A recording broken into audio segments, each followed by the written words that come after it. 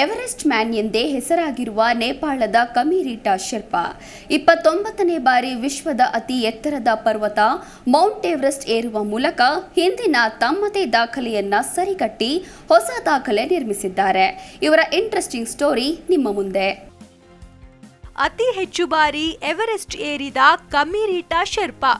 Everest man ಎಂದೇ ಹೆಸರಾಗಿರುವ ನೇಪಾಳದ ಕಮಿರೀಟಾ ಶೆರ್ಪಾ 29ನೇ ಬಾರಿ ವಿಶ್ವದ ಅತಿ ಎತ್ತರದ ಪರ್ವತ ಮೌಂಟ್ ಎವರೆಸ್ಟ್ ಏರುವ ಮೂಲಕ ಹಿಂದಿನ ತಮ್ಮದೇ ದಾಖಲೆಯನ್ನ ಮುರಿದಿದ್ದಾರೆ. ರೀಟಾ ಅವರು ಭಾನುವಾರ ಬೆಳಗ್ಗೆ ಪರ್ವತದ ತುತ್ತ ತುದಿ 8,848.86 ಮೀಟರ್ ಎತ್ತರಕ್ಕೆ ತಲುಪಿದರು ಎಂದು ನೇಪಾಳ ಪ್ರವಾಸೋದ್ಯಮ ಇಲಾಖೆ ತಿಳಿಸಿದೆ. ಪರ್ವತವನ್ನ ಏರುವ ಮೊದಲು ಯಾವುದೇ ನಿರ್ದಿಷ್ಟ ಸಂಖ್ಯೆಯ ಸಾಗರ್ ಮಠವನ್ನ ಏರುವ ಯೋಚನೆಯನ್ನ ಹೊಂದಿರಲಿಲ್ಲ ಎಂದು ರೀಟಾ ಹೇಳಿದ್ದಾರೆ. ರೀಟಾ ಅವರು 1994 ಮೇ 13ರಂದು ಮೊದಲ ಬಾರಿಗೆ ಎವರೆಸ್ಟ್ ಏರಿದ್ದರು. 2022ರಲ್ಲಿ 26ನೇ ಬಾರಿಗೆ ಪರ್ವತವನ್ನ ಏರುವ ಮೂಲಕ ಅತಿ ಹೆಚ್ಚು ಬಾರಿ ಎವರೆಸ್ಟ್ ಏರಿದ ಮೊದಲಿಗರು ಎಂಬ ದಾಖಲೆ ನಿರ್ಮಿಸಿದ್ದರು. 1992ರಲ್ಲಿ ಪರ್ವತಾರೋಹಣ ಪ್ರಯಾಣ ಆರಂಭ. ಪರ್ವತಾರೋಹಣ ಪ್ರಯಾಣವು 1992ರಲ್ಲಿ ಆರಂಭವಾಗಿತ್ತು. ಆಗ ಅವರು ಸಹಾಯಕ ಸಿಬ್ಬಂದಿ ಸದಸ್ಯನಾಗಿ ಎವರೆಸ್ಟ್ ಏರಲು ಪ್ರಾರಂಭಿಸಿದ್ದರು.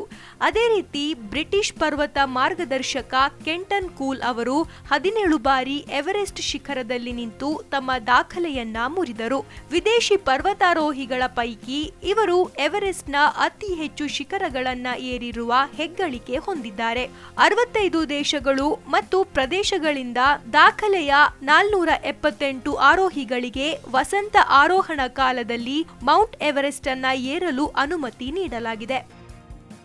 ಭೂಮಿ ಮೇಲಿನ ಅತಿ ಎತ್ತರದ ಪರ್ವತ ಮೌಂಟ್ ಎವರೆಸ್ಟ್ ಸಮುದ್ರ ಮಟ್ಟದಿಂದ 29,032 ಅಡಿಗಳಷ್ಟು ಎತ್ತರವಿರುವ ಮೌಂಟ್ ಎವರೆಸ್ಟ್ ಭೂಮಿ ಮೇಲಿನ ಅತಿ ಎತ್ತರದ ಪರ್ವತ. ಹಿಮಾಲಯದ ಮಹಾಲಂಗೂರ್ ಹಿಮಲ್ ವಿಭಾಗದಲ್ಲಿ ನೆಲೆಗೊಂಡಿರುವ ಪರ್ವತದ ಶಿಖರವು ಟಿಬೆಟ್ ಮತ್ತು ನೇಪಾಳವನ್ನ ಬೇರ್ಪಡಿಸುವ ಗಡಿಯನ್ನ ವ್ಯಾಪಿಸಿದೆ. ಮೌಂಟ್ ಎವರೆಸ್ಟ್ 2 ಪ್ರಮುಖ ಕ್ಲೈಂಬಿಂಗ್ ಮಾರ್ಗಗಳನ್ನ ಹೊಂದಿದೆ.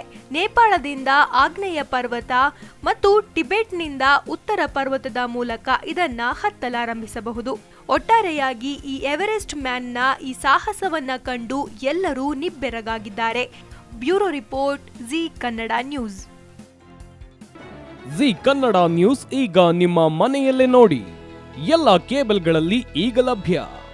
ಸನ್ Direct 292, Jio TV 1334, U digital 162, City cable 51, GTPL 17, Abhishek cables 821, Rockline telecommunication 51, Shri Basaveshwara number 60, Vinayaka digital number 53, In digital number 896ರಲ್ಲಿ. ನಿಮ್ಮಿಸ್ತದ ಜಿ ಕನ್ನಡ ನ್ಯೂಸ್ ನೋಡಿ ಆನಂದಿಸಿ.